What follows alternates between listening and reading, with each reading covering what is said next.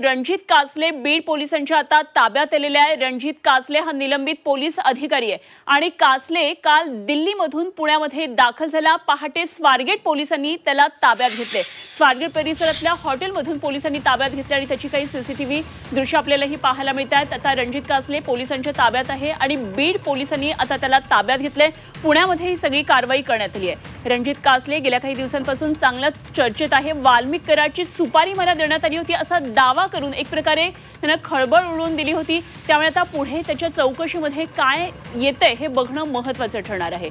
पुण्यामध्ये या कारवाईकडे सगळ्यांचंच लक्ष होतं। रणजित कासलेने सांगितलं होतं पुण्यामध्ये मी विमानतळावर पत्रकार परिषद घेईल आणि त्यानंतर पोलिसांच्या स्वाधीन होईल आणि त्याप्रमाणे ते रणजित कासलेला बीड पोलिसांच्या ताब्यात देण्यात आलेले पुण्यामध्ये ही सगळी कारवाई झाली।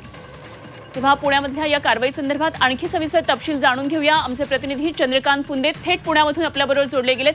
चंद्रकांत, ही निश्चितच मोठी कारवाई होती। संपूर्ण राज्याचं लक्ष लागलेलं होतं कारण रणजित कासलेच्या काही व्हिडिओजमुळे मोठी खळबळ माजली होती। काय नेमकी सगळी कारवाई झाली आणि पुढची कार्यवाही नेमकी कशी असणार आहे? रणजित कासले हा जो निलंबित पीएस आहे बीडचा, सायबर डिपार्टमेंटचा तिकडला, त्यालाच ह्या सगळ्या गोष्टी फिल्मी स्टाईलने घडवून हव्या होत्या म्हणून तो सातत्याने आपण बघतो तो व्हिडिओ टाकायचा सोशल मीडियावर, मी इथं आहे तिथं आहे, मी सातत्याने हुलकावण्यात यायचा आणि बेछूट आरोप करत सुटला होता। आणि अखेर काल त्यांनी जाहीर केल्याप्रमाणे तो पुणे विमानतळ 9:55 आला। अगदी हिरो स्टाईल त्यांनी एंट्री केली माध्यमांसमोर, मी आलो वगैरे, मला अटक करा, मी भेटेल पुण्यात, अशा पद्धतीने त्याला ते सगळं होतं। पण पोलिसांनी त्याला थोडा भ्रमनिरास केला, त्याला माध्यमांशी बोलून दिलं, त्याला त्याच्या हॉटेलवर मुक्कामी जाऊ दिलं आणि त्यानंतर पहाटे बीड पोलीस पथक इकडं आलं आणि स्वारगेटच्या हॉटेलवरून त्याला स्वारगेट पोलिसांच्या मदतीने ताब्यात घेतलं आणि त्याला बीडला घेऊन गेले। मी त्याला जे अपेक्षित हवं होतं फिल्मी स्टाईलने सगळं, तसं काही पोलिसांनी होऊन दिलं नाही। त्याची अपेक्षाच ती होती सनसनाटी निर्माण करायची आणि चर्चेत राहायचं।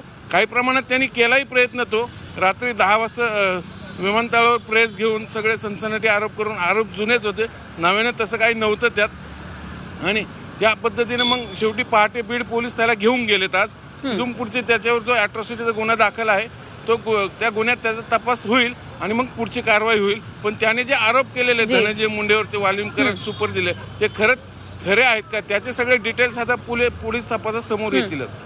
ठीक, चंद्रकांत, धन्यवाद दिलेल्या या सगळ्या सविस्तर माहितीसाठी आणि जरूर अपडेट्स या संदर्भातल्या आणि पुण्यातल्या घडामोडींविषयी जाणून घेत राहू। तुर्तास धन्यवाद।